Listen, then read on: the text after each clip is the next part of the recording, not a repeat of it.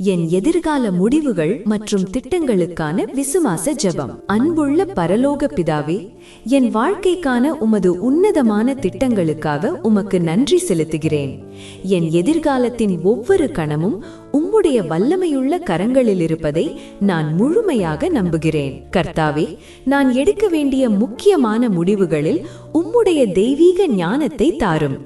என் சிந்தனைகளை வழிநடத்தி இயேசு கிறிஸ்து காட்டிய அன்பின் பாதையில் உமக்கு பிரியமான வழியில் என்னை நடத்தும். என் திட்டங்கள் அனைத்தும் என் விருப்பப்படி அல்ல, உம்முடைய பரிசுத்த சித்தத்தின்படி நிறைவேறட்டும்.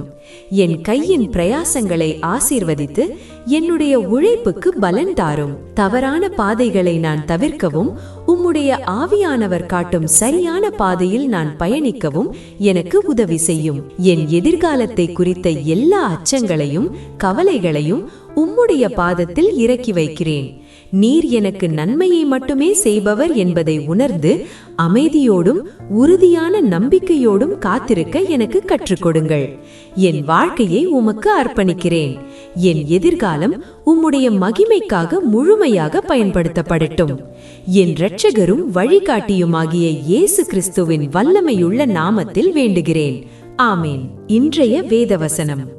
உன் வழியை கர்த்தருக்கு ஒப்புவிடு, அவர் மேல் நம்பிக்கையாயிரு, அவரே காரியத்தை வாய்க்க பண்ணுவார்.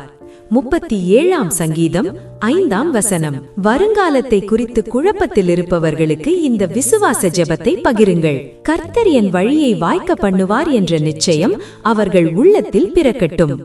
மறக்காமல் டெய்லி தமிழ் பிரேயர் பக்கத்தை ஃபாலோ செய்து தினமும் இறைவனின் ஆசீர்வாதங்களை பெற்றுக்கொள்ளுங்கள்.